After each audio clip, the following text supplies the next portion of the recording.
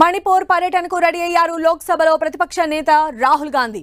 సార్వత్రిక ఎన్నికల తర్వాత ప్రతిపక్ష నేత హోదాలో రాహుల్ గాంధీ మణిపూర్లో తొలిసారి పర్యటించనున్నారు. ఇటీవలే మణిపూర్లో మరోసారి ఉద్రిక్త పరిస్థితులు నెలకొన్నాయి. జిరిబామ్ జిల్లాలో మిలిటెంట్లు 2 పోలీసు అవుట్ పోస్టులు, ఫారెస్ట్ బీట్ కార్యాలయాలతో పాటు స్థానికుల 70 ఇళ్లను తగులబెట్టారు. మరోవైపు కాంగ్పోకి జిల్లాలో సీఎం భద్రతా కాన్వాయ్ పైన సాయుధులు కాల్పులు జరిపారు. ఈ పరిణామాల నడుమ మణిపూర్ సందర్శనకు రాహుల్ గాంధీ సిద్ధమయ్యారు.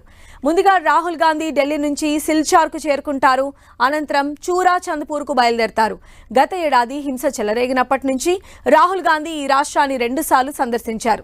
దీంతో అధికారులు భద్రతను కట్టుదిట్టం చేశారు. డ్రోన్ కార్యకలాపాలపై నిషేధం విధించినట్లు తెలిపారు.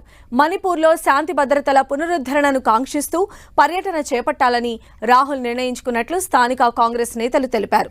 ఇక ఇటీవలే లోక్సభలో రాష్ట్రపతి ప్రసంగంపైన ధన్యవాద తీర్మానంలో భాగంగా రాహుల్ మాట్లాడుతూ మణిపూర్ అంశాన్ని లేవనెత్తారు. అల్లర్లతో ఆ రాష్ట్రంలో అట్టుడికిపోయినా ఇప్పటి వరకు ప్రధాని వెళ్లలేదని విమర్శలు గుప్పించారు.